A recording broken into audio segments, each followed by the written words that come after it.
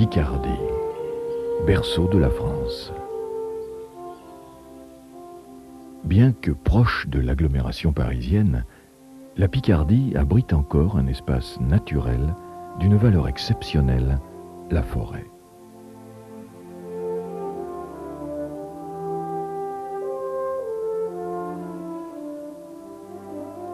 La forêt recouvre environ 20% des territoires des départements de l'Oise, de l'Aisne et de la Somme. Chantilly, Ermenonville, Alatte, Aise-Froidmont, Compiègne, Lègue, Ourscan, Villers-Cotterêts, Coucy-Saint-Gobain. Anciens domaines royaux, princiers ou ecclésiastiques, les prestigieux massifs picards forment avec leurs bois privés satellites l'un des plus beaux territoires boisés de France, vestige de l'antique et ininterrompue forêt de Cuise.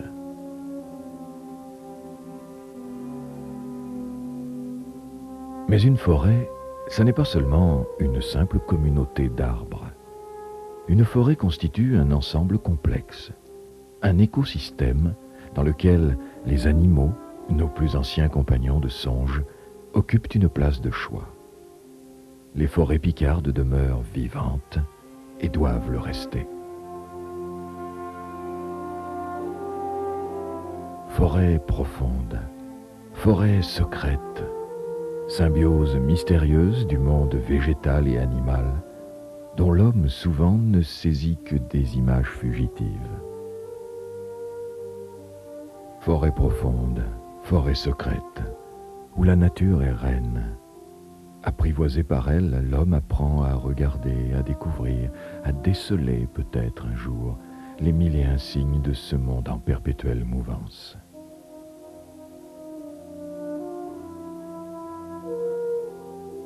Écoutez le vent dans les arbres, voir ces feuilles qui tombent en ce trajet si court de la branche à la terre, comme elles savent mettre une beauté dernière.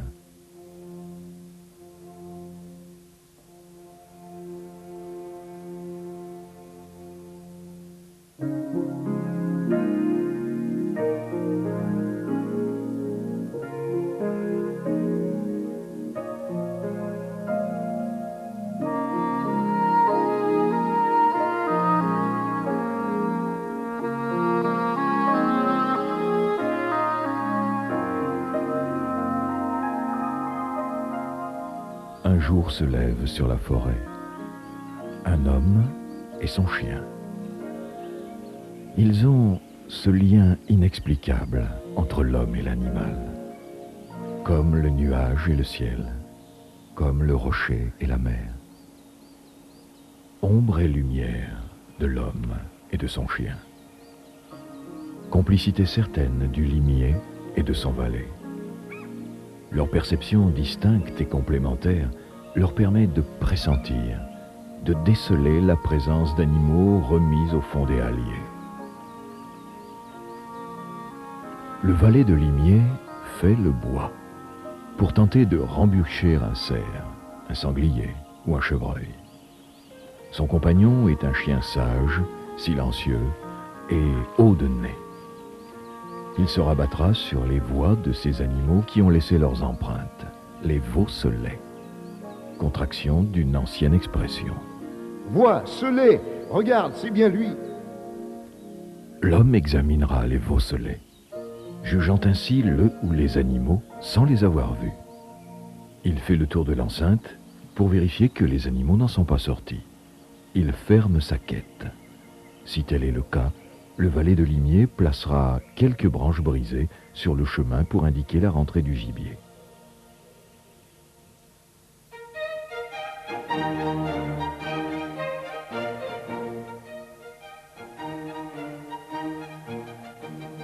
La chasse à courre, à corps et à cri, autrement dit la vénerie, est d'origine française. Elle a accompagné notre histoire depuis l'époque gallo-romaine.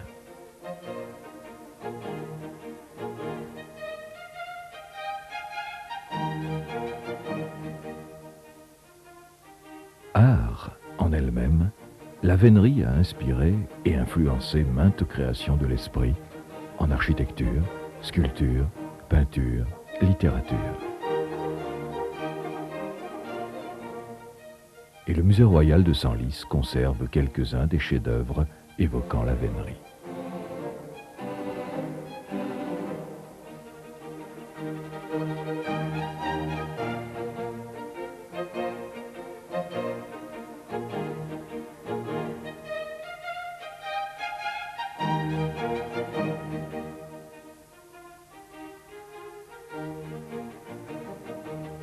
La vénerie est aussi à l'origine de quelques-uns des plus beaux sites architecturaux de Picardie. Les grandes écuries de Chantilly,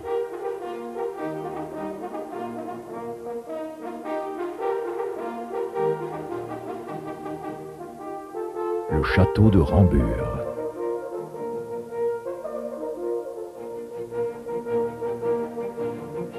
à Raret,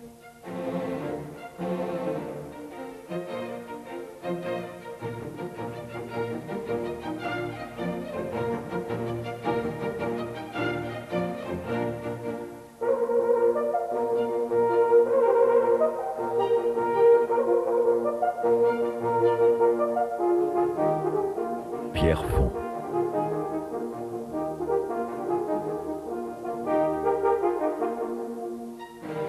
et parmi bien d'autres, le palais de Compiègne. Ce n'est pas Compiègne qui a fait la vénerie, c'est la vénerie qui a fait Compiègne. C'est ce que déclara un jour le premier magistrat de la ville. Dès la fin du XIVe siècle, le livre du roi Modus, attribué à Henri de Ferrières, et le livre de la chasse de Gaston Phébus, comte de Foix et ami du roi Charles VI, codifient les usages auxquels la chasse à courre obéit encore aujourd'hui. Plus tard, les traités de Dufouillou, Dionville, le Couteux de Canteleu y apporteront plusieurs modifications dues à l'évolution des temps.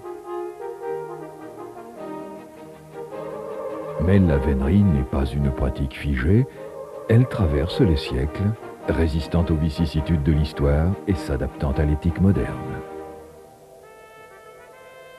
Les décors et les costumes sont presque les mêmes. Les acteurs sont toujours là, fiers de perpétuer la tradition. Ce matin du 27 décembre, le temps est froid et gris. Les veneurs se préparent.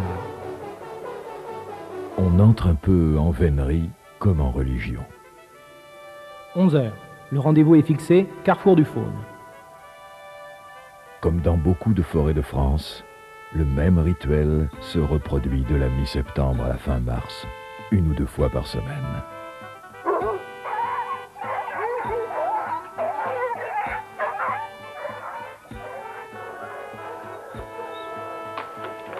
Les veneurs utilisent entre eux un langage précis et beau, souvent hermétique aux profanes, et qui désigne soit les spécificités des animaux, soit les circonstances de la chasse.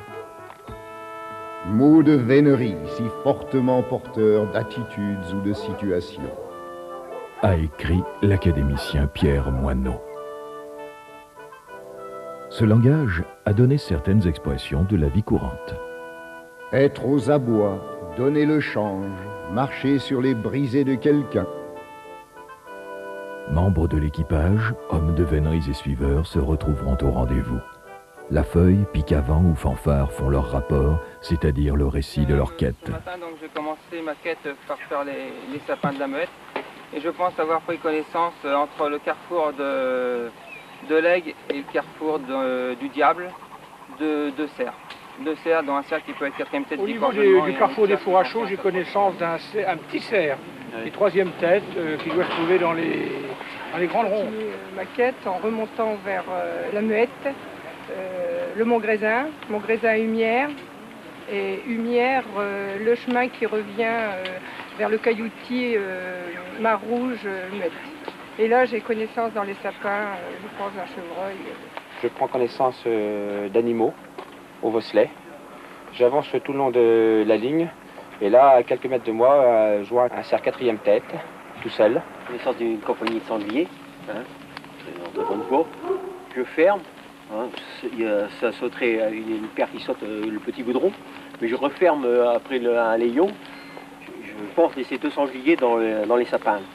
Puis après, je fais tout la faisanderie. Deux cerfs sortant de l'Aigle, rentrant en direction Carbonnerie. Un cerf qui, à mon avis, dit corps, qui doit être mulé aujourd'hui. accompagné d'un cerf qui est 3 4e tête. Chaque équipage se distingue par la couleur de sa tenue. Bleue, noire ou verte, gilet jaune bouton d'or, amarante ou ventre de biche.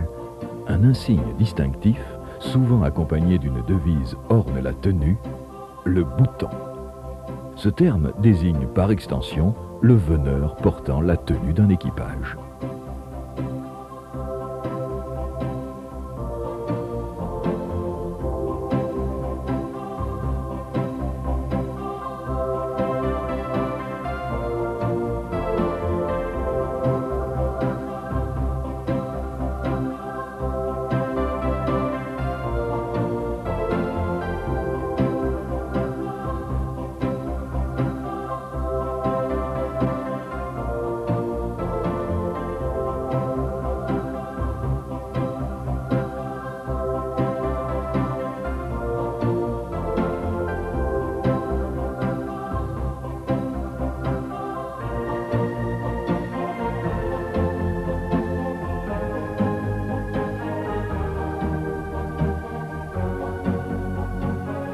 Un chef incontesté, le maître d'équipage, dirige cet ensemble, le plus souvent organisé en association.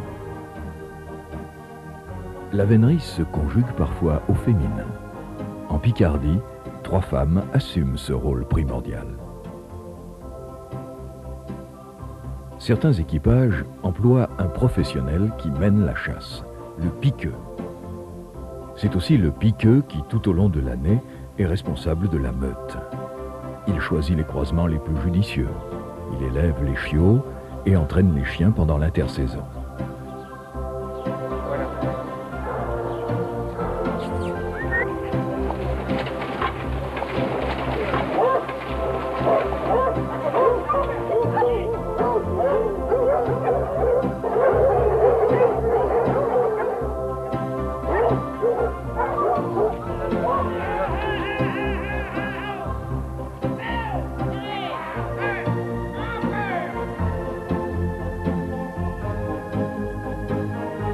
Pendant l'intersaison, les chevaux sont au pré. Ils retrouveront l'écurie au mois d'août.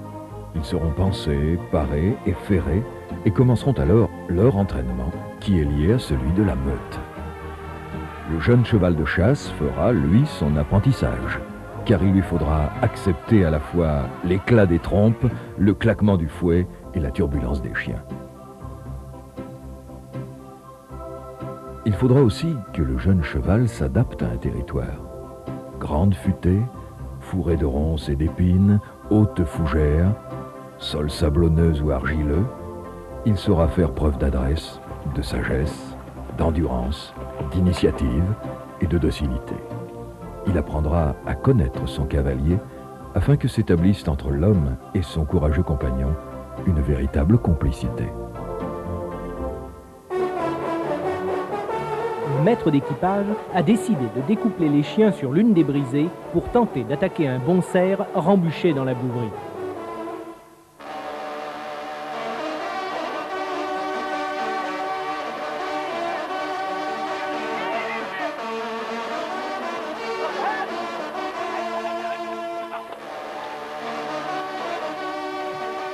Lorsqu'aucun animal n'est rembûché, on attaque à la billebaude, c'est-à-dire au hasard.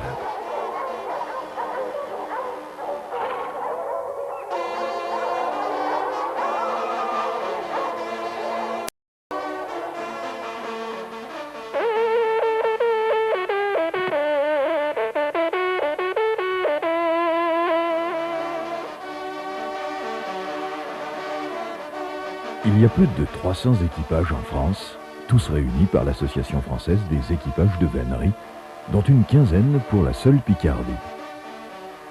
Rallye Alésia. Tiens bon Picard.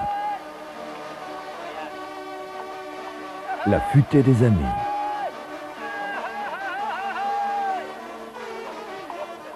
Équipage de Villers-Cotterêts.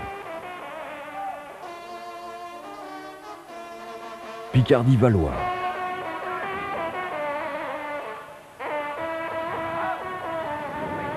Rallye nomade. Hardy Beagle Waregem. Équipage de Rivecourt. Picard-Loup.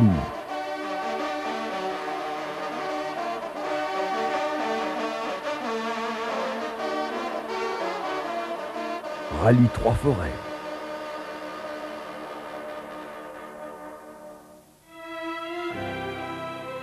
Carrefour de la Vieille Meute, la Plaine à Biche, le Rond des Dames, le Chapeau des Cordeliers, la Fontaine des Charmes.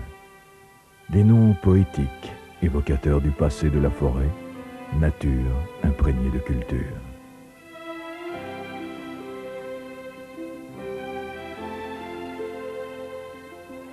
La vénerie française s'exerce sur 800 000 hectares de forêts, de bocteaux et de plaines, dont 300 000 hectares de forêts domaniales gérées par l'Office national des forêts et louées par adjudication publique tous les 12 ans.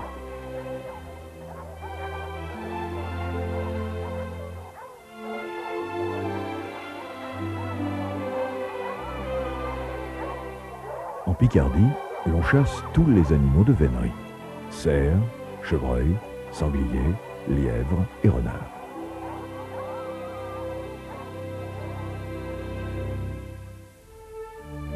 Dès le XVIIe siècle, les massifs forestiers sont façonnés pour le bon exercice de la chasse. Compiègne présente encore 1200 km d'allées cavalières et 360 carrefours en étoiles.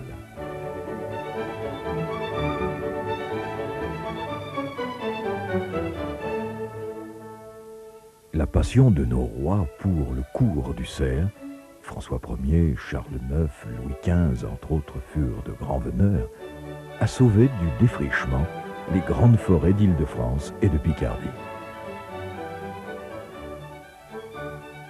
À l'exception des pins, qui occupent les sols sableux d'Ermenonville, les feuillus dominent, surtout le hêtre et le chêne, traités depuis l'Ancien Régime en futaies majestueuses aux airs de cathédrales gothiques, qui prennent des aspects si variés au fil des saisons.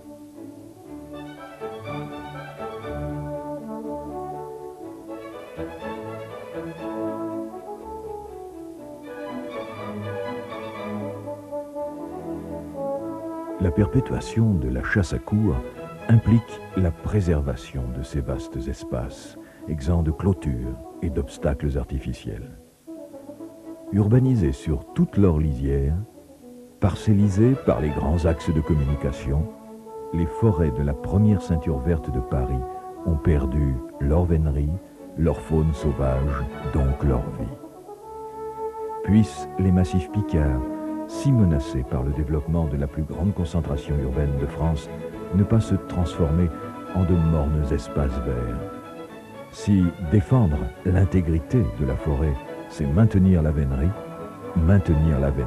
c'est aussi défendre une certaine idée de la forêt.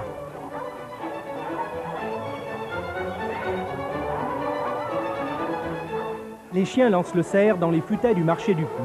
La chasse est formée. On sonne le lancer. L'animal se fait battre un moment dans son enceinte d'attaque. Les chiens font une belle musique. La voix semble bonne. En vénerie, le véritable chasseur, celui qui force l'animal, c'est le chien. Le règlement exige que 30 chiens au moins soient découplés sur la voie du cerf ou du sanglier, 20 sur la voie du chevreuil et une dizaine sur celle du lièvre. La tâche du veneur consiste à servir la meute, c'est-à-dire à la contrôler afin que les chiens chassent en ordre. Dans certaines circonstances, il pourra les aider, les encourageant de la voix et de la trompe, les ralliant, les rameutant.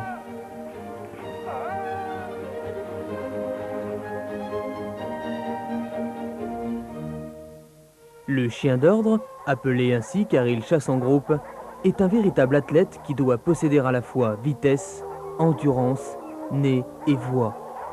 Qualité héréditaire, soigneusement entretenue par l'élevage. Les chiens les plus utilisés sont les poitevins, les anglo-français tricolores, les français tricolores ou blancs et noirs, les foxhounds. Le club du chien d'ordre, ainsi que d'autres clubs de chiens courants, petits anglo-français, Beagle, sont en relation avec la Société centrale canine et veillent à la pureté de ces vieilles races, reconnues et primées dans les concours annuels. Si la vénerie disparaissait, ces chiens, uniques au monde, dont la poursuite et la raison d'exister, disparaîtraient aussi.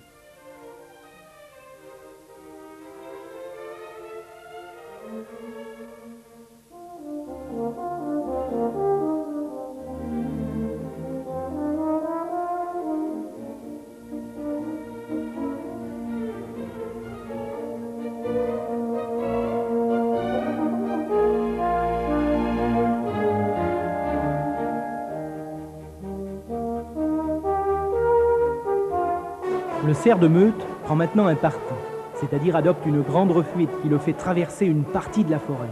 Vivier-Corax, Joinville, Grand Écuyer. Dans les carrefours, près des passages connus, les suiveurs tentent de voir l'animal sauter une allée ou une route. La chasse à courre offre en effet un spectacle public qui profite au plus grand nombre. Profondément ancrée dans la réalité populaire des régions, la chasse à courre suscite un engouement croissant et attire un nombre important de spectateurs très soucieux du déroulement du laisser-court et du respect des traditions.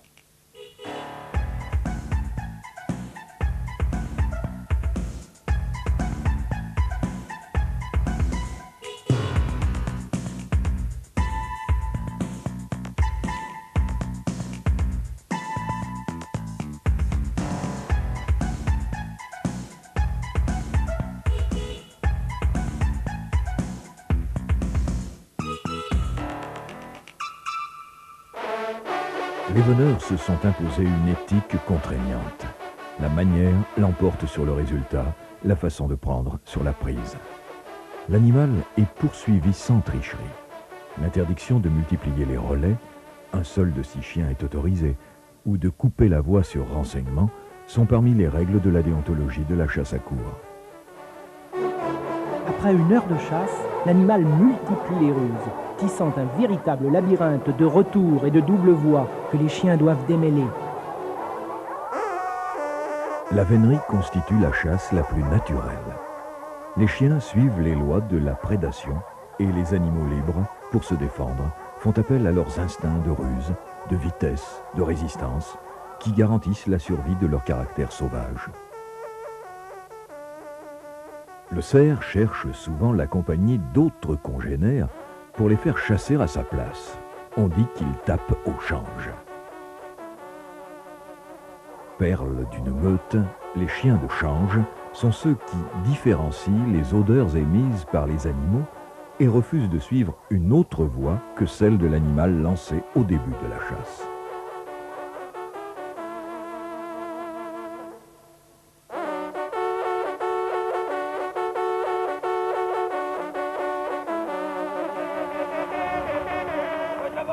Une fanfare ou sonnerie de trompe ponctue les phases de la chasse et renseigne les veneurs sur ses péripéties.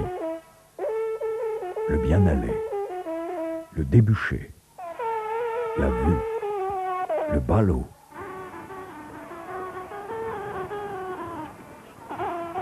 Élément indispensable au bon déroulement d'un laisser-court, la sonnerie de trompe a fait, hors du concept synégétique, de nombreux adeptes. 2500 sonneurs participent ainsi au concours organisé par la Fédération des trompes de France. Dans le même temps, en Anjou comme en Touraine, en Sologne comme en Picardie, en Champagne comme en Ardennes, les équipages des provinces françaises animent les fêtes de la nature. Les représentations qu'ils offrent suscitent auprès du grand public un enthousiasme croissant. Appréciés et très populaires, ils donnent à ces spectacles un éclat tout particulier.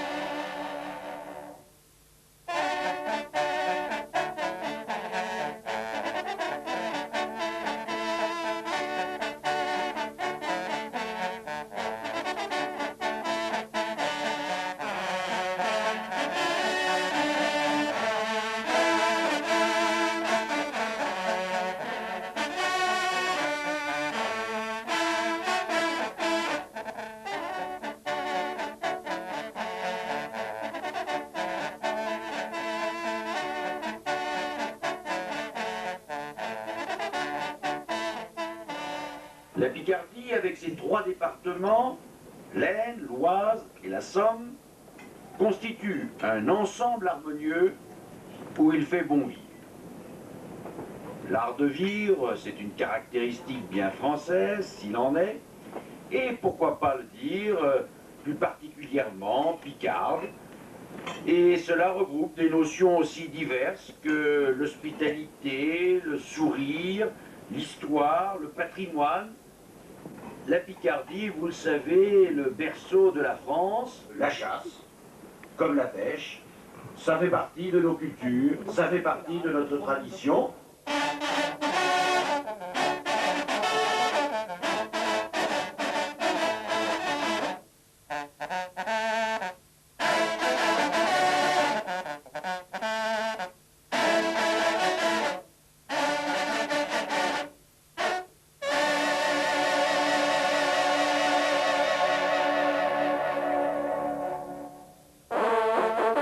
La trompe de chasse accompagne la vénerie depuis la fin du XVIIe siècle. Elle donne toute sa majesté aux messes de Saint-Hubert, office qui se célèbre chaque année au mois de novembre. Un désir de venir voir ce que c'est que la Saint-Hubert, mais l'appel de Dieu passe au travers des diverses sollicitations qui nous ont rassemblés. Nous répondons à cet appel. L'appel de Dieu passe par tellement de choses, j'allais dire, inattendues. Hubert, converti par l'apparition de la croix du Christ entre les bois d'un cerf, est devenu le saint patron des chasseurs et le protecteur des chiens.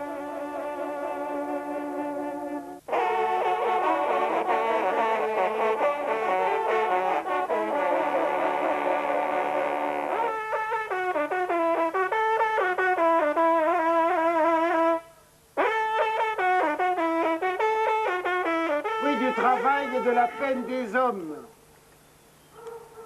signe de force et de rassemblement, signe de sympathie et de partage. Seigneur, en cette Saint-Hubert de cette année, qu'il soit béni et que partagé, il soit aussi celui de l'amitié.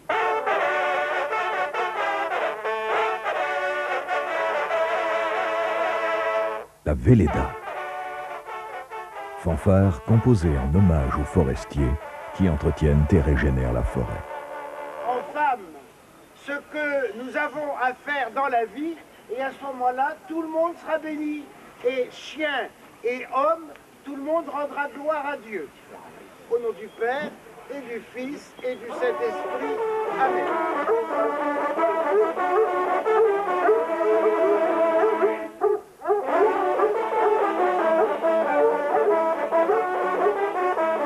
Le veneur ne revêt sa tenue qu'à dater de la Saint-Hubert. Sa tenue symboliquement salie, le nouveau bouton fera maintenant partie intégrante de l'équipage.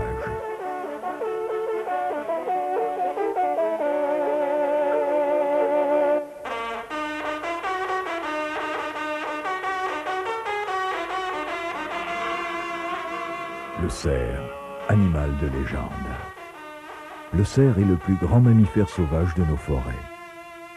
De tout temps, ces bois qui tombent et repoussent chaque année ont fasciné les hommes qui ont vu dans ce cycle une promesse de vie éternelle.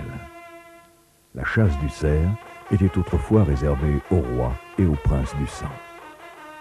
Buffon commence la description de l'espèce par celle de sa vénerie. Elle demeure aujourd'hui la plus spectaculaire. Le cerf trouve en Picardie des conditions idéales pour son développement et les vastes forêts de l'État, entourées de riches gagnages agricoles, constituent un domaine vital de prédilection pour cette espèce exigeante en espace et en nourriture.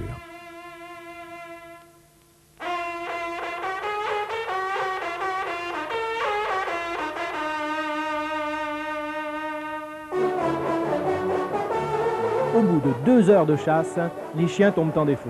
C'est-à-dire qu'ils perdent la voix de leur animal.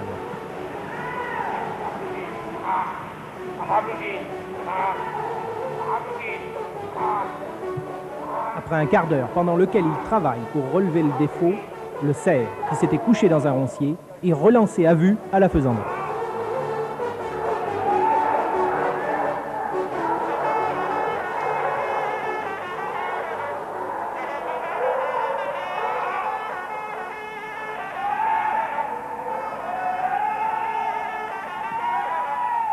Depuis un siècle, surtout grâce à l'amélioration de la vitesse des chiens courants, la vénerie du chevreuil s'est considérablement développée.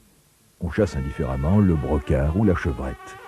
Léger et discret, passé maître dans l'art des crochets, des retours et des doubles voies, il use fréquemment de minces stratagèmes.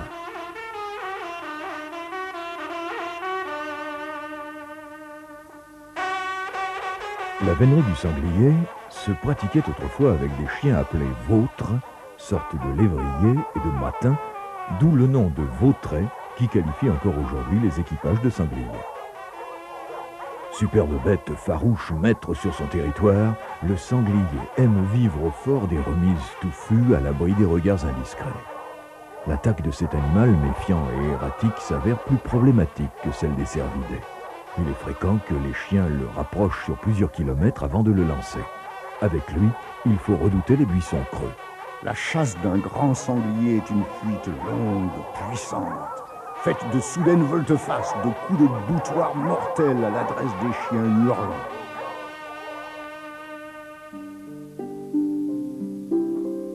Dans le cadre de leurs activités d'éveil pédagogique, de nombreux jeunes élèves sont fréquemment accueillis par un équipage. Ils découvrent ainsi un mode de chasse qui élargira leur perception de la nature et de sa gestion. Les mesures en vigueur leur sont exposées, comme celle de l'attribution des cerfs et des chevreuils, qui est soumise à un plan de chasse. Celui-ci est fixé par une commission dirigée par le directeur départemental de l'agriculture et le président de la fédération des chasseurs, où siègent chasseurs, forestiers, agriculteurs, scientifiques et protecteurs de la nature. Les jeunes élèves comprendront que la vénerie, garante d'une faune abondante, vaut d'abord par ses incidences biologiques sur les populations animales. Elle n'entraîne pas de pertes indirectes par blessure. On prend un animal où on le manque. Les prélèvements opérés par la vénerie restent quantitativement modestes pour le cerf, voire négligeables pour les autres animaux. Même avec une bonne meute, la moyenne des prises reste variable.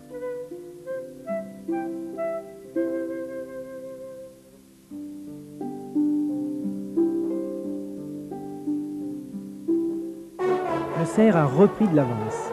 Les chiens étirés sont rameutés au carrefour des nymphes. Il est préférable de chasser bien en meute, mais il ne faut pas trop attendre, pour éviter que l'animal ne se forlonge. En d'autres termes, ne mette une distance trop importante entre lui et les chiens, qui ne pourraient jamais combler leur retard.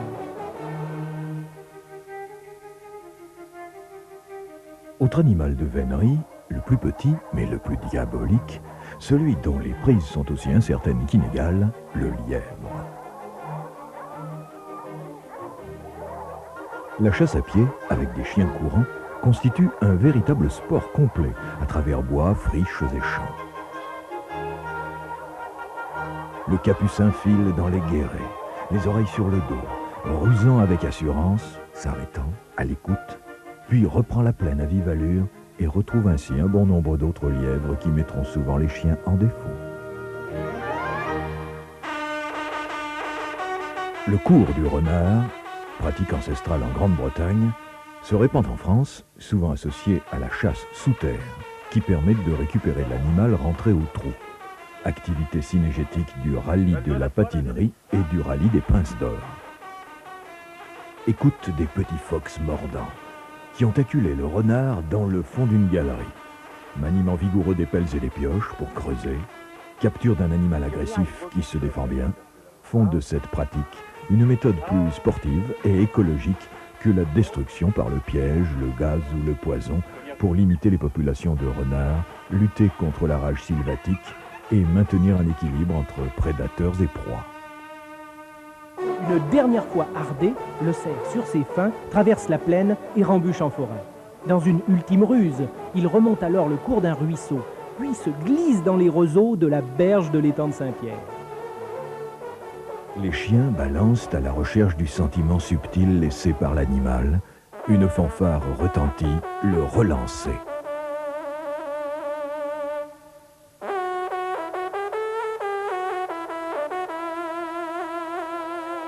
Les chiens retrouvent la voix et se récrient à pleine gorge.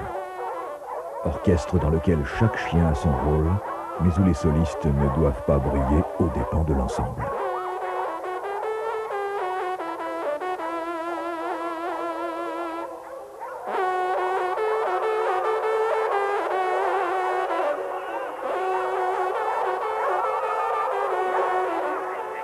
Les récris se font plus profonds. Les bien-allés résonnent. Après 3h30 de chasse, le cerf saute la mariole, à l'ali courant, et il tient les abois près du vivier païen. Moment d'une exceptionnelle intensité.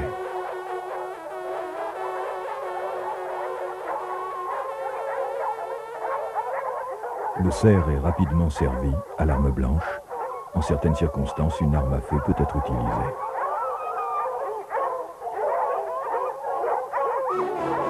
Et la curée a lieu en forêt.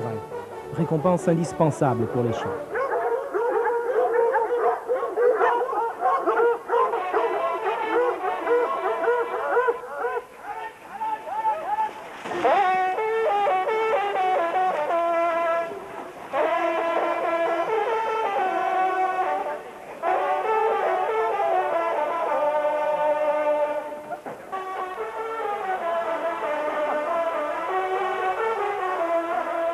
Le maître d'équipage offre à une personne qu'il veut distinguer la patte avant droite tressée.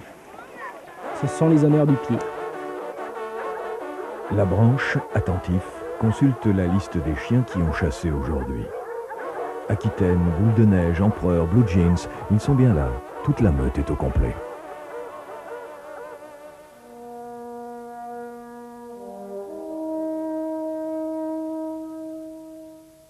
Dans quelques jours, aura lieu une nouvelle chasse. Toutes semblables et pourtant profondément différentes.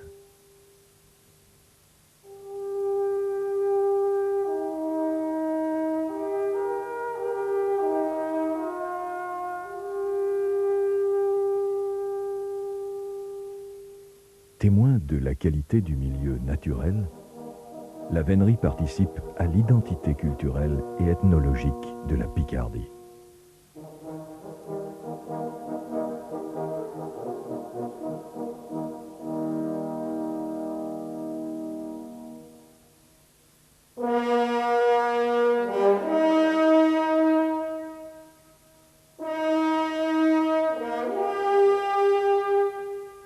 Assurer sa pérennité, perpétuer ses règles et ses traditions, ce sera non seulement conserver un patrimoine vivant, mais aussi préserver de grands espaces libres.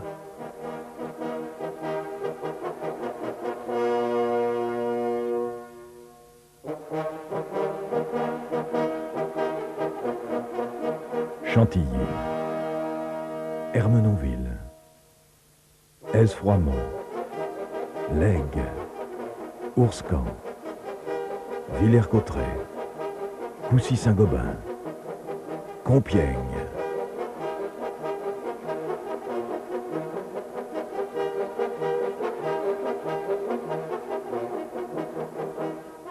Pour que la nature soit toujours reine. Pour que le livre de la vie animale demeure à jamais ouvert, tiens bon Picardie. Pour que l'écho de nos fanfares ancestrales résonne encore longtemps. Que le récri de nos meutes anime le silence hivernal de nos forêts. Tiens bon, Picardie.